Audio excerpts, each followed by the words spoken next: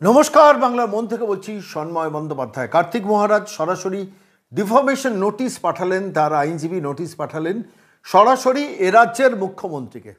স্পষ্টত বললেন যে 4 দিনের মধ্যে আপনার বক্তব্য আপনি জানান পরিষ্কারভাবে, যে মিথ্যাচারিতা করেছেন ভারত সেবাশ্রম সংঘ নিয়ে সেটা নিয়ে আপনার বক্তব্য জানান। কি লিখছেন? My client fully reserves his right to take further appropriate action including initiation of criminal cases against you for making such baseless, false, frivolous, slanderous and malicious statements as indicated above against him.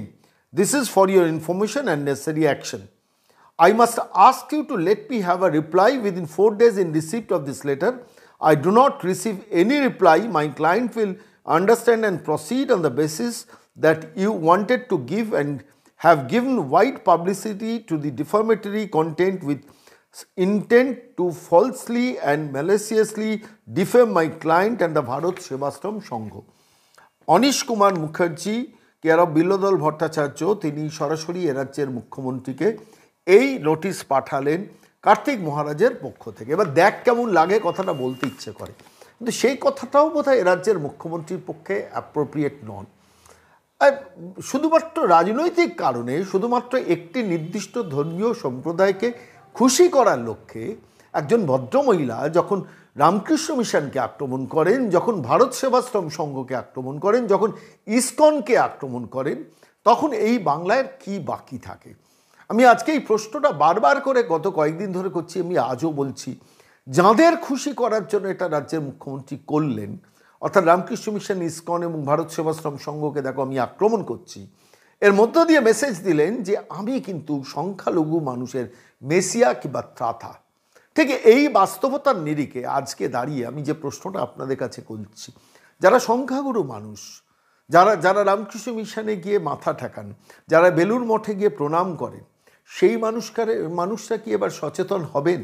কাকে বসিয়েছেন মসনদে, কোন মহিলাকে বসিয়েছেন মসনদে, যিনি red রোডে নামাজ পড়ার অনুষ্ঠানে গিয়ে উস্কানিমূলক বিবৃতি দেন, যিনি সরাসরি যে কোনো ইফতার পার্টির অনুষ্ঠানে গিয়ে একদম প্র্যাকটিক্যালি ধর্মীয় আচরণ করেন একটি বিশেষ সম্প্রদায়কে খুশি করার জন্য, যিনি যখন তার রাজ্যের মুখ্যমন্ত্রী ববি হাকিম পরিষ্কার বলেন এই কলকাতা শহরের মধ্যে একটা আছে পাকিস্তান, মিনি পাকিস্তান আছে, তখন তাকে শাসন করেন না।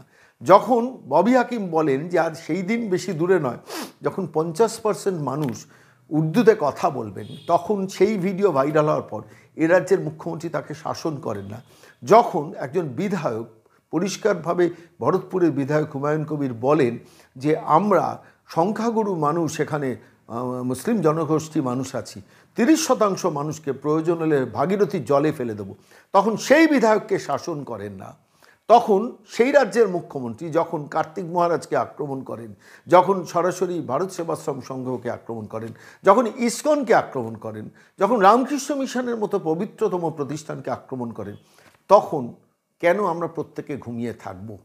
পরিষ্কার তার ইন্টেনশন ইজ ক্লিয়ার। এই ইন্টেনশনটা নিয়েই আজকে আপনাদের একটা রিপোর্ট পেশ করব, যেখানে সরাসরি দেখবেন রাজ্যের মুখ্যমন্ত্রীর ভাষণটা শুনবেন, তারপর সম্ভবত দুর্গাপুরের ভারত সেবাশ্রম সংঘের মহারাজ সরাসরি তাকে পাগলি বলে সম্বোধন করেছেন। আমি ভাবছি যে একজন রাজ্যের মুখ্যমন্ত্রী নিজের শয়তানিকে ইমপ্লিমেন্ট করতে গিয়ে শেষ পর্যন্ত একজন মহারাজও তাকে পাগলি বলছেন, এবং শেষ পর্যন্ত দীর্ঘ লম্বা প্রতিবাদ মিছিল ভারত সেবাশ্রম সংঘের যারা অনুরাগী আছেন তাঁরাও বার করেছেন। সেই রিপোর্টটা আগে শুনে নিন, ফিরে আসছি। রংপুরের একজন মহারাজ আছেন, আমি শুনেছি অনেক দিন ধরে, কার্তিক মহারাজ। ভারত সেবা সংঘকে আমি খুব শ্রদ্ধা করতাম। আমার শ্রদ্ধার্ঘের একটা তালিকায় তারা অনেক দিন ধরে আছে। কিন্তু যে লোকটা বলে আমি তৃণমূল কংগ্রেসকে এজেন্ট বসতে দেবো না, সে লোকটাকে আমি সাধু বলে মনে করি না। তার কারণ তিনি ডাইরেক্ট পলিটিক্স করে দেশটা সর্বনাশ করছেন। মানে মমতা ব্যানার্জির ব্যাখ্যা করবো বলতে ওটা পাগলি যাকে বলে, সে একটা পাগলি, তার কথার কিছুই ঠিক নাই। প্রাইম মিনিস্টারকে উল্টা পাল্টা কথা, যেটা হওয়া উচিত না, একটা মুখ্যমন্ত্রী যা বলা উচিত সেটা সে বলে না। এটা মাথা খারাপ ছাড়া আর কি হতে পারে? মহারাজ আপনার নাম? আমার নাম স্বামী আত্মস্থানন্দ। আপনি দুর্গাপুর ভারত সেবা আশ্রমে কি দায়িত্বে আছে? ভারত সেবাশ্রম স্যার, আমি সেক্রেটারি এখানকার।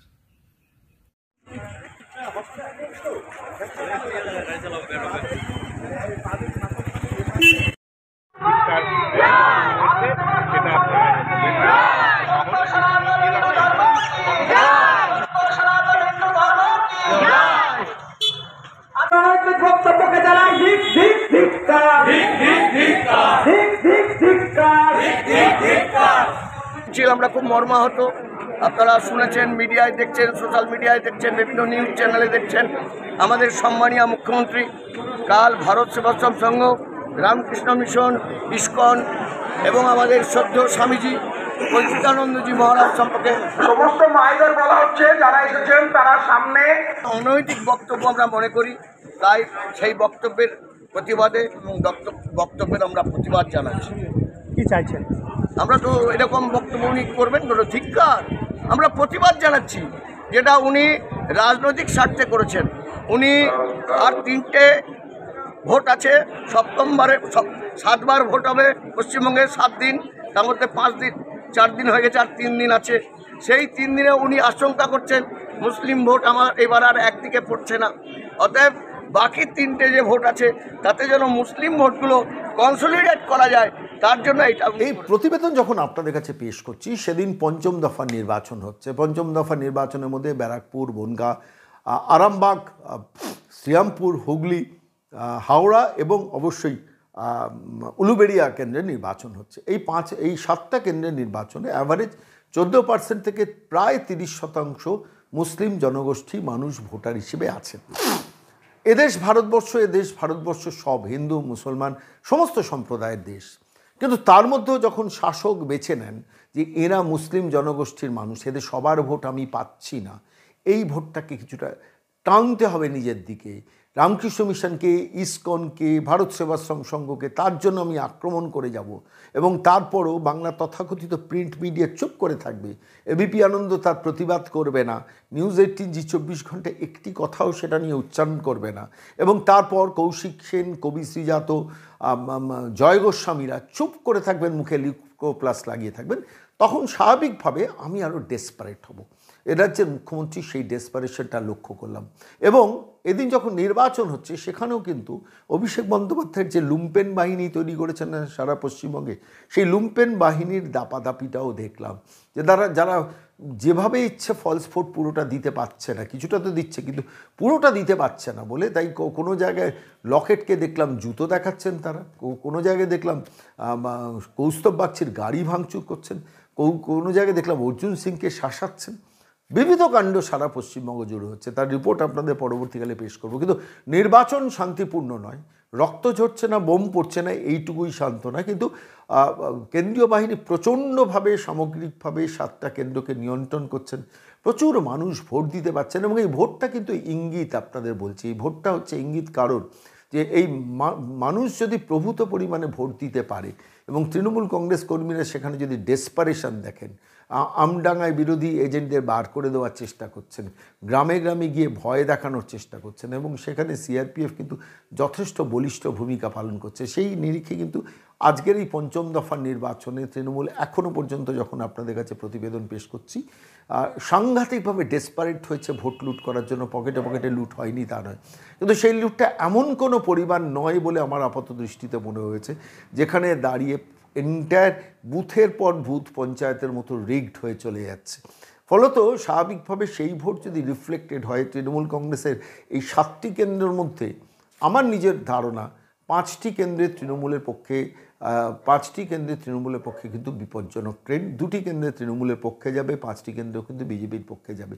যদি এই ভোটটা বিকেল পর্যন্ত পার্সু করে, যখন আমি প্রতিবেদন পেশ করছি তখনও পর্যন্ত ভোট শেষ হয়নি, ফলে প্রচুর মানুষ এখনও ভোট দিচ্ছেন। শেষ পরিস্থিতিটা কী হয় সেদিকেও তো নজর থাকবে। কিন্তু সব মিলিয়ে আমি বলছি 6ষ্ঠ দফা 7ম দফার নির্বাচন বাকি আছে। এই সময় দাঁড়িয়ে বাংলার মানুষ ভাবুন যে এই ভদ্রমহিলা এবং তার ভাইপোকে তাড়ানো দরকার কিনা। কারণ এই ভদ্রমহিলা যে স্টাইলে রামকৃষ্ণ মিশনের মতো হিন্দুত্ববাদী প্রতিষ্ঠান, এই ভারত সেবাশ্রম সংঘ, কিন্তু তারা যেখানে বসে কাজ করেন বেলডাঙ্গার আশ্রমে, সেখানে 80% সংখ্যার লঘু মানুষকে তারা সেবা দেন। লক্ষ লক্ষ মানুষকে সেবা দেন, সেই প্রতিষ্ঠানগুলোকে যখন আক্রমণ করেন এবং তারপরও তার কোনো অনুশোচনা নেই। আজকে যখন এই প্রতিবেদন পেশ করছি, সেদিনকে রাজ্যের মুখ্যমন্ত্রী আবার ভারত সেবাশ্রম সংঘকে আক্রমণ করেছেন। অর্থাৎ তোমাকে সবাইকে আমার হয়ে থাকতে হবে। ইমামরা যখন রাজ্যের মুখ্যমন্ত্রীর হয়ে প্রচার অভিযানে অংশগ্রহণ করেন, ইমামরা যখন বলেন যে তৃণমূল কংগ্রেসকে ভোটটা দেওয়া দরকার, তখন সেটা কোনো অপরাধের নয়। কিন্তু কোনো হিন্দু জনজাতি জনপদের উপর যদি আক্রমণ আসে, যখন কোনো বিধায়ক বলেন যে আমরা সংখ্যাগুরু মুর্শিদাবাদে 30% হিন্দু জনগোষ্ঠী আছে, তাদের আমরা যে কোনো মুহূর্তে ভাগীরথীতে ভাসিয়ে দিতে পারি, তার প্রতিবাদ যদি কার্তিক মহারাজ করেন, তখন স্বাভাবিকভাবে কার্তিক মহারাজ হয়ে যান অপরাধী। তার প্রতিবাদ যদি কার্তিক মহারাজের মতো মহারাজরা করেন, তখন সেই সেই সেই প্রতিষ্ঠানগুলোকে আক্রমণ করা। এবং এই আক্রমণ করার পেছনে লক্ষ্য হচ্ছে ওই 14% থেকে 30% ভোটার যারা পঞ্চম দফায় ভোট দিতে গেল, তাদের খুশি করে তাদের ভোটটাকে অ্যাবসলিউট করা। আমার মনে হয় যে বাংলার প্রত্যেকটা মানুষ বারবার ভাবুন, তৃণমূল কংগ্রেসকে একটা ভোট দেওয়া মানে আমি বলতাম 1 ঘন্টা 100টা চোর তৈরি হয়, 1 ঘন্টা 100টা তোলাবাজ তৈরি হওয়া। কিন্তু তৃণমূল কংগ্রেসকে ভোট দেওয়া মানে এই তোষণের রাজনীতিটা বাংলায় কিন্তু মারাত্মকভাবে বাড়বে, আরও বাড়বে, আরও বাড়বে, আরও বাড়বে। এদেশ ভারতবর্ষ, এ রাজ্য পশ্চিমবঙ্গ, এখানে হিন্দু মুসলমান তাদের মধ্যে সৌহার্দ্য থাকা দরকার, হাতে হাত মিলিয়ে থাকা দরকার। কিন্তু রাজ্যের শাসক, রাজ্যের মুখ্যমন্ত্রী যখন সরাসরি সেই বিভেদটাকে বাড়িয়ে দেওয়ার চেষ্টা করেন, যখন রামকৃষ্ণ মিশনের মতো প্রতিষ্ঠানকে আক্রমণ করেন, যখন ইসকনের মতো প্রতিষ্ঠানকে আক্রমণ করেন, যখন ভারত সেবাশ্রম সংঘর মতো প্রতিষ্ঠানকে আক্রমণ করেন, তিনি তো কখনো আক্রমণ করেন না কোনো মুসলিম জনগোষ্ঠীর প্রতিষ্ঠানকে। কেন করেন না? করা উচিতও নয়। যেমন ইসকন, রামকৃষ্ণ মিশন, ভারত সেবাশ্রম সংঘকে আক্রমণ করা উচিত নয়, তেমনি কোনো মুসলিম জনগোষ্ঠীর প্রতিষ্ঠানকেও আক্রমণটা করা উচিত না। তিনি রাষ্ট্রনায়ক, তিনি রাজ্যের শাসক, তাকে সবাইকে নিয়ে চলাটাই, শেখানোটাই তার মেসেজ দেওয়া উচিত। উল্টোটাই তিনি করছেন, তার কারণ তার ভোট বাক্সে টান। আর এই ভোট বাক্সে টানের জন্য তিনি যখন রামকৃষ্ণ মিশনের মতো প্রতিষ্ঠান, ভারত সেবাশ্রম সংঘের মতো প্রতিষ্ঠান, ইসকনের মতো প্রতিষ্ঠানকে আক্রমণ করেন, তখন 6ষ্ঠ দফা 7ম দফা নির্বাচনে প্রত্যেকটি মানুষ, যদি হিন্দু হন মুসলমান হন, ভাবা উচিত যে এই ভদ্রমহিলাকে কত দ্রুত তাড়ানো যায়, তাড়ানো দরকার। আজকের এই প্রতিবেদন শেষ করব কার্তিক মহারাজের একটা বয়ান দিয়ে। বিবিধ নিউজে সেই রিপোর্টটা পেশ করা হয়েছে। খুব সুন্দর কতগুলো ব্যাখ্যা দিয়েছেন, বিশ্লেষণ দিয়েছেন যে এই ভারত সেবাশ্রম সংঘের মতো প্রতিষ্ঠানের উপর আক্রমণের পেছনের অন্তর্নিহিত কারণ সরাসরি বিবিধ নিউজের কাছে মুখ খুলেছেন কার্তিক মহারাজ। এই প্রতিবেদনের শেষ পর্বে তাঁর কথা একটু শুনি। আমি ভারত সেবাশ্রম সংঘের সন্ন্যাসী। ভারত সেবাশ্রম সংঘ সারা ভারতবর্ষের বাইরে সেবা কাজের তার সুনাম অর্জন করেছেন। সেবা কাজের সময় জাতি, ধর্ম, বর্ণ নির্বিশেষে, রাজনৈতিক দল মত নির্বিশেষে আমরা সেবা করি।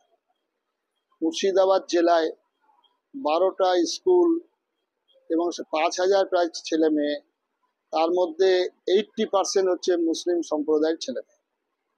মুর্শিদাবাদ জেলায় দুটো বড় রিলিফ কাজ হয়েছে, সেখানে প্রায় 15,000 মানুষকে জলঙ্গি এবং টর্নেডোর সময় গোকর্ণতে আমরা সেবা কাজ করেছিলাম। সেখানেও প্রশাসন থেকে ভেবেছিল যে যেহেতু ভারত সেবাশ্রম সংঘ, যেহেতু কার্তিক মহারাজ, তারা নিঃসন্দেহে খালি হিন্দুদেরই লিড করছেন। সেখানেও যখন মাস্টার রোলে দেখা গেল সেখানে 80% মুসলমানদের নাম। এটা ভ্রান্ত ধারণা। সন্ন্যাসী কোনো রাজনৈতিক দলের তাবেদার নয়, রাজনৈতিক দলের প্রচার নয়। কিন্তু আমি হিন্দু সন্ন্যাসী। আমার সমাজ, আমার ধর্ম, আমার সংস্কৃতি যখন বিপন্ন হয় আমি তাদের পাশে দাঁড়াই। আমাদের সমাজ যখন, ধর্ম যখন বিপন্ন হয় তাদের পাশে থাকি, এটা আমার কর্তব্য। তাই সুতরাং সেখানে আমার ধর্মের প্রচার করি। আমার ধর্মের কুসংস্কার যেগুলো আছে সেগুলো দূর করার জন্য আমি হিন্দু সমাজকে ডাকি। যে লক্ষকণ্ঠে গীতা পাঠের আয়োজন করা হয়েছিল, সমস্ত সম্প্রদায়ের মানুষকে আহ্বান, 1,37,000 মানুষ উপস্থিত হয়েছিল। বহরমপুরে 50,000 কণ্ঠে গীতা পাঠের আয়োজন, সমস্ত মানুষ সেখানে এসে উপস্থিত হয়েছিলেন। গীতা একটা পবিত্র ধর্মগ্রন্থ, এটা কখনো ঘরের খালি পুজোর জন্য নয়। সুতরাং মুখ্যমন্ত্রীর দাবি একদমই মিথ্যে, ভ্রান্ত। আমি তাকে চ্যালেঞ্জ করছি ওপেন, যে তিনি প্রমাণ দিক কোন জায়গায় কোথায় বলেছি। আর আমি কার্তিক মহারাজ, আমার কি ক্ষমতা আছে একজন বর্তমান পশ্চিমবঙ্গের দোর্দণ্ড প্রতাপ টিএমসি, তাদের এজেন্টকে বের করে দেবো, এটা আমি বলতে পারি? আমি বললে আমার মাথা থাকবে ধরের মধ্যে? এটা সম্ভব? কাজে এটা যখন হুমায়ুন কবির এই কথা বলেছেন, তাদের সিটিং এমএলএ, তাকে ঢাকার জন্য এবং একটা সম্প্রদায়কে তুষ্টি করার জন্য তিনি এই কথা বলেছেন যে যিনি বলেন 70% এখানে আমরা, 30% এখানে হিন্দু সম্প্রদায় 2 ঘন্টার মধ্যে গঙ্গায় ভাসিয়ে দেব, তাকে প্রতিবাদ করলো না, তাকে ডেকে একটু শাসন করলো না। যেন ইমামরা লিখিতভাবে আবেদন করছে, লিখিতভাবে প্যাডে সই করে চিঠি পাঠাচ্ছেন, সেখানে হলো না। আমি কার্তিক মহারাজ, আমি বলেছি ভারতের সংস্কৃতি, ভারতের ধর্মের কথা, আর সেখানে আমি বুথ এজেন্ট, তাকে চ্যালেঞ্জ করা হচ্ছে, তিনি বলুক। আমি যদি এটা বলে থাকি, সত্য যদি প্রমাণিত হয়, যে কোনো শাস্তি আমি মাথা পেতে নেব। আর একজন মুখ্যমন্ত্রী, তিনি আমার সুনাম করলেন কি আমার দুর্নাম করলেন, সন্ন্যাসী হিসাবে কিচ্ছু আসে যায় না। সারা পশ্চিমবঙ্গে লক্ষ লক্ষ মানুষ আমাকে চেনে, আমাকে জানে, আমাদের অনুগামী, আমাদের ফলোয়ার, আমাদের শুভানুধ্যায়ী, শুভাকাঙ্ক্ষী আছেন, তারা আমাকে মানবেন। সুতরাং মুখ্যমন্ত্রীর প্রশংসায় কিচ্ছু আসে যায় না। সন্ন্যাসী, নিজের শ্রাদ্ধ করে নিজে সন্ন্যাসী হয়েছি, কি তুল্য নিন্দা স্তুতির মৌনী সন্তুষ্ট যেন কেনচিত যৌন হৃষ্যতি ন দেশটি ন সচৌতি কাংসতি। আমি সেই মন্ত্রে দীক্ষিত সন্ন্যাসী।